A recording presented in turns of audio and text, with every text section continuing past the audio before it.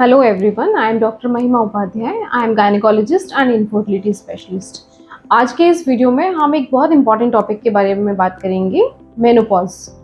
Menopause एक normal natural process है, natural phenomena है और इसके बारे में बहुत ज़्यादा लोगों को बहुत नॉलेज नहीं है। फीमेल्स बहुत ज़्यादा सफ़र करती रहती हैं और राइट टाइम पे अपनी गायनेकोलॉजिस्ट को नहीं मिलती, जबकि कई बार गायनेकोलॉजिस्ट आपकी इसमें बहुत हेल्प कर सकती है। तो सबसे पहले हमें ये जानना है कि मेनोपॉज क्या है। तो मेनोपॉज एक 45 टू 55 इयर्स या 58 इयर्स के बीच में जो टाइम पीरियड होता है, उसमें जो नेचुरल मेंस्ट्रुअल साइकिल्स होती हैं उसके रुकने का जो टाइम है उसको हम मेनोपॉज कहते हैं। मेनोपॉज की डेफिनेशन ये है कि अगर आपको इस एज ग्रुप में आप हैं या लगातार आपको 1 साल तक पीरियड्स नहीं आ रहे हैं तो आप मेनोपॉज में एंटर कर चुके हैं। लेकिन ये जो पीरियड है 1 साल वाला, ये एकदम अचानक से नहीं आता। इससे पहले एक ट्रांजिशन फेज होता है जो 2-3 साल तक के लिए या 4-5 साल तक के लिए भी रह सकता है, जिसको हम कहते हैं पेरीमेनोपॉज। तो पेरीमेनोपॉज एक वो टाइम पीरियड है जिसमें आपको थोड़ी थोड़ी इंडिकेशंस मिलने शुरू हो जाते हैं कि हो सकता है आपका पीरियड रुकने वाला है और आप मेनोपॉज में एंटर करने वाले हैं। जिसमें सबसे इम्पॉर्टेंट है कि आपकी मेंस्ट्रुअल साइकिल्स की इरेगुलरिटी हो सकती है, इनकंसिस्टेंट पैटर्न हो सकते हैं, जिसमें आपको पीरियड्स कभी डिले होकर आ सकता है, कभी अर्ली पीरियड्स हो सकते हैं, कभी हेवी ब्लीडिंग हो सकती है या कभी आपको लाइट ब्लीडिंग हो सकती है। इस तरह के पैटर्न्स हो सकता है आपको 2 से 3 साल तक रहें और फिर उसके बाद आपको एक कुछ टाइम के लिए पीरियड आना बंद हो जाए, फिर कभी 3-4 मंथ्स पे आए, 6 मंथ्स पर आए और फिर 1 साल का गैप हो जाए, तो उसको हम मेनोपॉज कहते हैं। मेनोपॉज की एप्रोप्रिएट एज क्या है?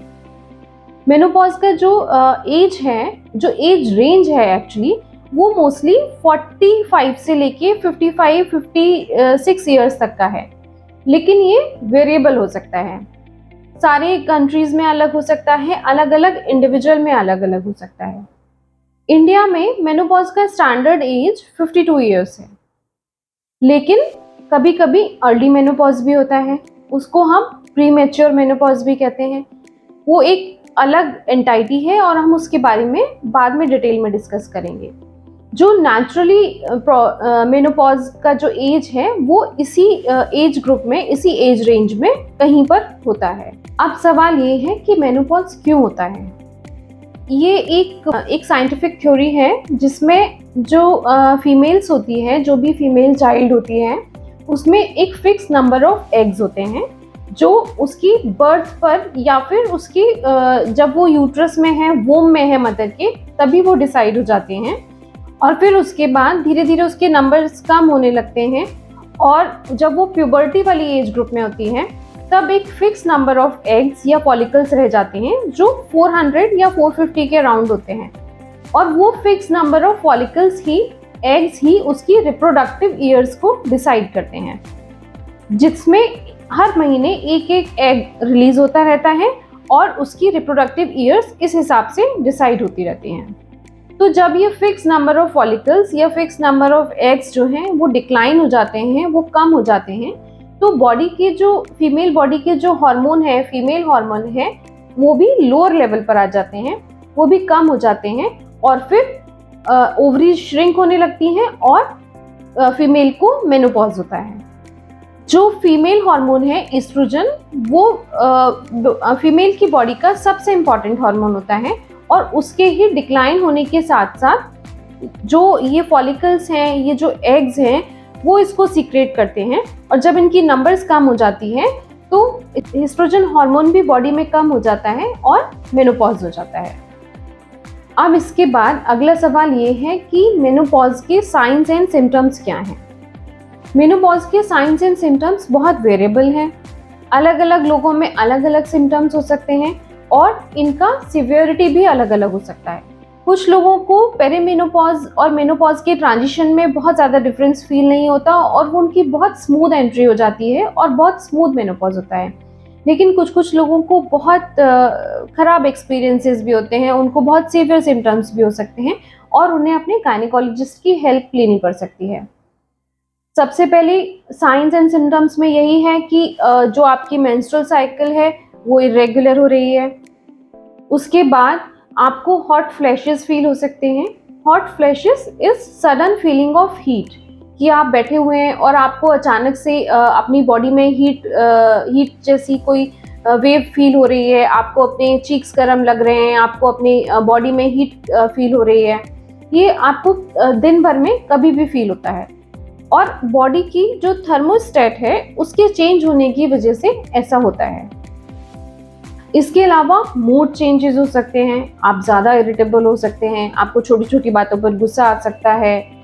एक फॉरगेटफुलनेस भी हो सकती है कि आप ज़रा सी बातें भूल जाते हैं, आपको याद नहीं रहता कि आपने क्या चीज़ कहाँ रखी थी। इस तरह के सिम्टम्स भी मेनोपॉज की वजह से हो सकते हैं। एस्ट्रोजन का एक बहुत इंपॉर्टेंट रोल होता है स्किन एंड हेयर की हेल्थ को मेंटेन करके रखना। जब बॉडी में एस्ट्रोजन की लेवल्स कम हो जाती हैं तो ड्राइनेस हो जाती है, आपकी स्किन ड्राई हो सकती है, आपको अपने जेनाइटल्स ड्राई फील हो सकते हैं, वेजाइना ड्राई हो सकती है, यूरिन इन्फेक्शंस फ्रिक्वेंटली हो सकते हैं, वेजाइनल इन्फेक्शंस हो सकते हैं, वेजिनाइटिस हो सकती है। इस तरह के सिम्टम्स हो सकते हैं। इसके अलावा आपको स्लीप पैटर्न में चेंज लग सकता है कि आप रात में सोने की कोशिश कर रहे हैं लेकिन आपको बहुत देर तक नींद नहीं आ रही, या अगर नींद आ जाती है तो आपको बीच बीच में कई बार नींद खुलती रहती है, या नाइट स्वेट्स भी हो सकते हैं।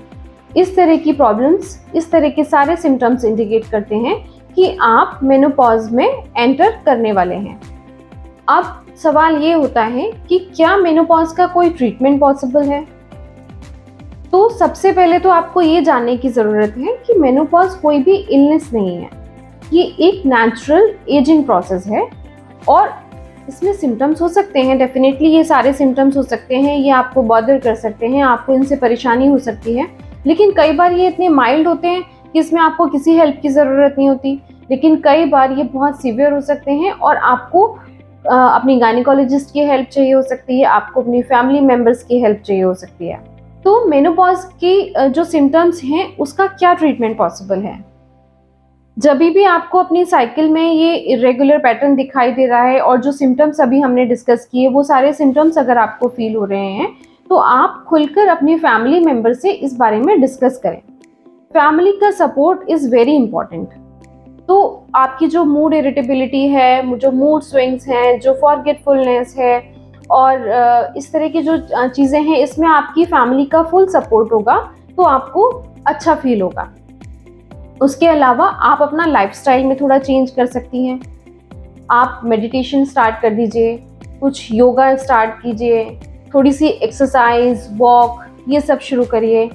डाइट का बहुत इम्पॉर्टेंट रोल है क्योंकि मेनोपॉज हो ही इसलिए रहा है क्योंकि बॉडी में ईस्ट्रोजन यानी कि जो फीमेल हार्मोन है उसकी कमी हो रही है। तो ईस्ट्रोजन का फीमेल बॉडी में बहुत इम्पॉर्टेंट रोल है।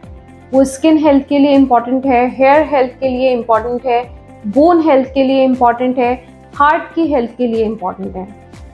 लेकिन बहुत सारी ऐसे प्रोडक्ट्स होते हैं, बहुत सारे ऐसे फूड प्रोडक्ट्स होते हैं जिसमें नेचुरल एस्ट्रोजेंस भी प्रेजेंट होते हैं जिनको हम फाइटोएस्ट्रोजेंस कहते हैं। तो आप अपनी डाइट में उन सबको इंक्लूड कर सकते हैं, जैसे सोयाबीन, जैसे ब्रोकली, जैसे सीड्स, जैसे फ्लैक्स सीड्स। और अब अपनी डाइट में कैल्शियम का अमाउंट बढ़ा सकते हैं। कैल्शियम रिच जो डाइट है उसको इंक्लूड कर सकते हैं। आप डेयरी प्रोडक्ट्स ले सकते हैं, पनीर, कर्ड, छाछ, इस तरह की चीज़ें आप अपनी डाइट में ले सकते हैं। ग्रीन वेजीज बढ़ा सकते हैं। इस तरह का डाइट, हेल्दी डाइट को अपने शेड्यूल में इंक्लूड करिए और साथ में अपनी फैमिली को भी से हर बारे में खुलकर डिस्कस करिए और अपनी कुछ हॉबी को भी साथ में ऐड करिए। वो कोई भी हॉबी हो सकती है, आप डांस करना पसंद करते हैं या फिर आपको सिंगिंग पसंद है या फिर आपको ट्रैवलिंग पसंद है या आपको अपने दोस्तों के साथ में टाइम स्पेंड करना पसंद है या रीडिंग पसंद है। इस तरह की चीज़ें आपको इसमें बहुत हेल्प कर सकती हैं। लेकिन कई बार सिम्टम्स कुछ ऐसे भी होते हैं जिसमें आपको अपने गायनेकोलॉजिस्ट से हेल्प चाहिए हो सकती है। तो उस केस में हम आपको एक लो डोज एस्ट्रोजन थेरेपी देते हैं जिसको हम HRT कहते हैं, that is hormone replacement therapy. यानी कि आपकी बॉडी का जो हार्मोन कम हो रहा है हम उसको एकदम लो डोज में इंट्रोड्यूस करते हैं आपकी बॉडी में फिर से, और उसकी कोर्स वेरिएबल हो सकती है, आपकी बॉडी के रिक्वायरमेंट के बेसिस पर हम उसको डिसाइड करते हैं।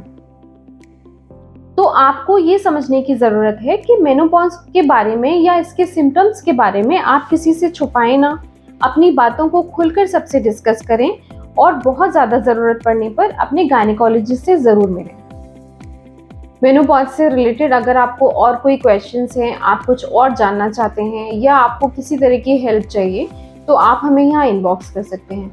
आप हमारे चैनल को लाइक एंड सब्सक्राइब करिए, हम आपके लिए इस तरह के और यूज़फुल वीडियोज़ लेकर आएंगे।